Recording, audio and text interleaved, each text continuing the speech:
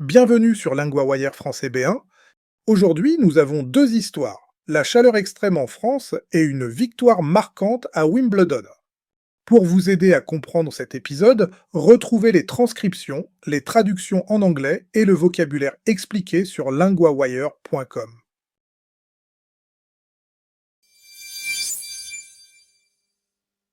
On commence en France, où la canicule de juin a désormais un bilan humain plus clair. Avec nous, Claire, correspondante LinguaWire pour le climat et la santé. Claire, qu'est-ce que les autorités ont annoncé?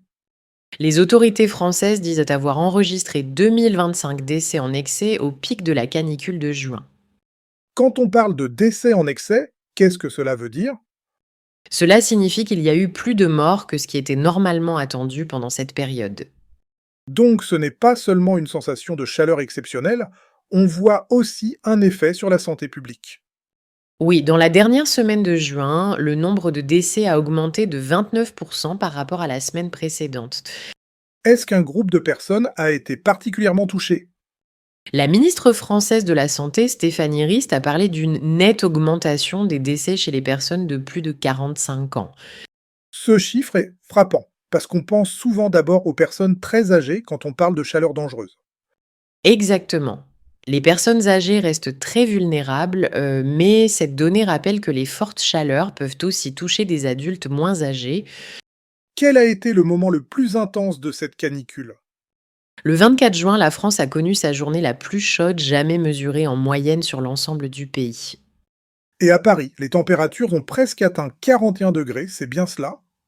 Oui, presque 41 degrés à Paris. À ce moment-là, la moitié du pays était placée en alerte rouge chaleur. Une alerte rouge concrètement. Qu'est-ce que cela signifie pour la population? C'est le niveau d'alerte le plus élevé. Il signale un danger pour la santé, même pour des personnes en bonne forme, surtout si elles travaillent dehors ou vivent dans un logement très chauffant. Ce qui inquiète aussi, c'est que l'Europe n'est peut-être pas encore sortie de cet épisode de chaleur. Oui, les prévisionnistes avertissent que de nouvelles températures extrêmes pourraient toucher le continent dans les prochains jours. Quelles zones sont concernées maintenant? Des parties de l'Europe, y compris le Royaume-Uni, se préparent à une nouvelle période de forte chaleur. Selon BBC Weather, la chaleur devrait aussi remonter sur la France et le sud de la Grande-Bretagne pendant le week-end. On parle aussi d'une zone de haute pression. Sans entrer dans des détails trop techniques, pourquoi est-ce important? Une zone de haute pression peut retenir l'air chaud au-dessus d'une région. Dans ce cas, elle se développe depuis les Açores vers le Portugal et l'Espagne, puis elle peut faire remonter la chaleur plus au nord. Cette histoire montre que la canicule n'est plus seulement un sujet de météo, c'est aussi une question d'organisation pour les villes, les hôpitaux, les familles et les entreprises. Oui, quand les épisodes de chaleur deviennent plus forts, il faut mieux protéger les personnes vulnérables, adapter les horaires et prévoir des lieux plus frais. Le vrai défi, c'est de réagir vite sans attendre que la situation devienne critique.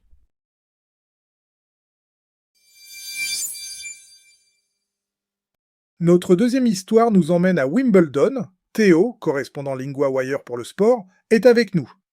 Théo, pourquoi cette victoire fait-elle autant parler? Parce qu'Alexandra Eala a battu Iga Swiatek, la championne en titre de Wimbledon sur le centre court. Le score raconte-t-il quelque chose du match? Oui, Iula a gagné 7-6 avec un tie-break très serré, 11-9 puis 6-2 dans le deuxième set. Donc elle n'a pas seulement profité d'un mauvais jour de son adversaire, elle a aussi tenu dans les moments importants. C'est ce que montre le score. Le premier set a été très tendu. Après l'avoir remporté, Eala a semblé prendre davantage le contrôle du match. Qui est Alexandra Eala, pour les auditeurs qui ne la connaissent pas encore? Elle a 21 ans et elle vient des Philippines. Avec cette victoire, elle devient la première joueuse philippine à atteindre le 4e tour d'un tournoi du Grand Chelem à l'ère Open. C'est donc un moment sportif, mais aussi un moment historique pour son pays. Oui, et cela explique l'émotion très forte après le match. Et Ala a parlé de la petite fille qu'elle était avant de devenir joueuse professionnelle. Elle a utilisé une image très personnelle, n'est-ce pas? Oui, Elle a expliqué qu'elle allait s'entraîner tous les jours après l'école avec ses chaussettes à volant, ses chaussures lumineuses et ses joues rondes. C'est une image simple, mais elle rend son parcours très concret. Tout à fait. Elle a dit que, pour la petite fille qu'elle était, cette victoire représentait tout. On comprend que ce moment dépasse largement le simple résultat d'un match. Il y a aussi un lien ancien avec Iga Swiatek. Que s'était-il passé 3 ans plus tôt? 3 ans plus tôt, Swiatek lui avait remis son diplôme à l'Académie de tennis de Rafael Nadal. Et Swiatek avait donné un conseil aux jeunes joueurs, si je comprends bien. Oui, elle leur avait dit qu'elle espérait qu'il donnerait 100% dans ce qu'il ferait et qu'il serait tenace. On peut dire qu'Eala a pris ses mots à cœur? Oui, c'est une bonne façon de le dire. Son parcours donne un sens particulier à cette victoire contre la joueuse qui lui avait parlé ce jour-là. Est-ce que cette victoire change tout pour elle immédiatement? Il faut rester prudent. Une grande victoire ne garantit pas toute une carrière, mais elle peut changer le regard du public, des médias et des autres joueuses.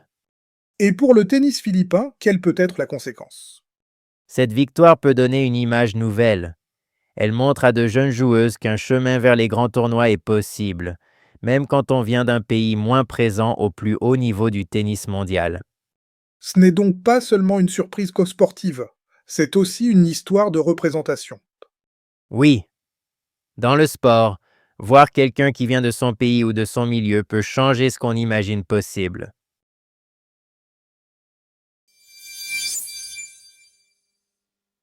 Passons au rappel de langue.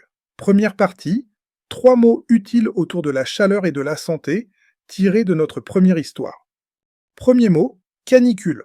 Une canicule, c'est une période de très forte chaleur qui dure plusieurs jours. Dans l'histoire, nous avons parlé de la canicule de juin en France. Exemple, pendant la canicule, beaucoup de personnes cherchent des endroits frais. Deuxième mot, décès. Un décès, c'est la mort d'une personne, dans un style plutôt neutre ou officiel. Dans l'histoire, nous avons parlé de 2025 décès en excès. Exemple, les autorités ont publié un rapport sur les décès pendant l'été. Troisième mot, vulnérable. Une personne vulnérable est une personne plus fragile face à un danger ou à une situation difficile. Dans l'histoire, nous avons dit que certaines personnes sont plus vulnérables pendant les fortes chaleurs. Exemple, les jeunes enfants et les personnes malades peuvent être vulnérables pendant une canicule. Deuxième partie, une expression utile entendue dans la deuxième histoire. L'expression est « prendre à cœur ». Prendre quelque chose à cœur veut dire prendre quelque chose très au sérieux parce que c'est important pour soi. Dans l'histoire, nous avons dit qu'Alexandra Eala avait pris les mots d'Iga Swiatek à cœur. On peut l'utiliser pour un conseil, un projet, une responsabilité ou une critique. Exemple, elle a pris ce conseil à cœur et elle a changé sa manière de travailler.